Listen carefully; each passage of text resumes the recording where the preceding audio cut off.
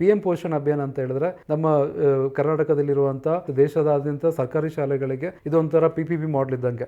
ಕೇಂದ್ರ ಸರ್ಕಾರನೂ ಇನ್ವಾಲ್ವ್ ಆಗುತ್ತೆ, ರಾಜ್ಯ ಸರ್ಕಾರನೂ ಇನ್ವಾಲ್ವ್ ಆಗುತ್ತೆ. ನಮ್ಮ ಕರ್ನಾಟಕದಲ್ಲಿ ವಿಪ್ರೋ ಕಂಪನಿಯವರು ಕೂಡ, ಅಜೀಂ ಪ್ರೇಮ್ಜಿ ಅವರು ಕೂಡ ಈ ಒಂದು ಪ್ರಾಜೆಕ್ಟ್ನ ಫಂಡ್ ಮಾಡಿದ್ರು. ಚಿಕ್ಕೀಸ್ ಕೊಡ್ತಾ ಇದ್ದಾರೆ ಮಕ್ಕಳಿಗೆ. 2004 ಮಾಡಿರುವಂಥ ಚಿಕ್ಕೀಸು ಮತ್ತೆ ರೀಸ್ಟಾರ್ಟ್ ಮಾಡೋಣ ಅಂತೇಳಿ ಬಹಳ ಉತ್ಸುಕನಾಗಿ ಬಂಡವಾಳ ಎಲ್ಲ ಹಾಕಿ ಮಾಡಿದ್ಮೇಲೆ ಏನಾಯಿತು ಅಂತ ಹೇಳಿದಾಗ ಮತ್ತೆ ಇದರಲ್ಲೂ ಕೂಡ ಕಲಬೆರಕೆ ಕಂಡು ಬಂತು. ನಾವು ಮ್ಯಾನುಫ್ಯಾಕ್ಚರಿಂಗ್ ಯಾವ ರೀತಿ ಮಾಡ್ತೀವಿ, 100% ನಾನು ಹೇಳ್ತೀನಿ, ನನ್ನ ಪ್ರಾಡಕ್ಟ್ಸಲ್ಲಿ ಯಾವುದು ಕೂಡ ಅಡಿಟಿವ್ಸ್ ಇಲ್ಲ, ಪ್ರಿಸರ್ವೇಟಿವ್ಸ್ ಹಾಕಲ್ಲ, ಆ ರೀತಿ ಜಂಕಲ್ಲಿ ಯಾವುದು ಕೂಡ ನಾವು ಮಿಕ್ಸ್ ಮಾಡಿ ಮಾಡಲ್ಲ.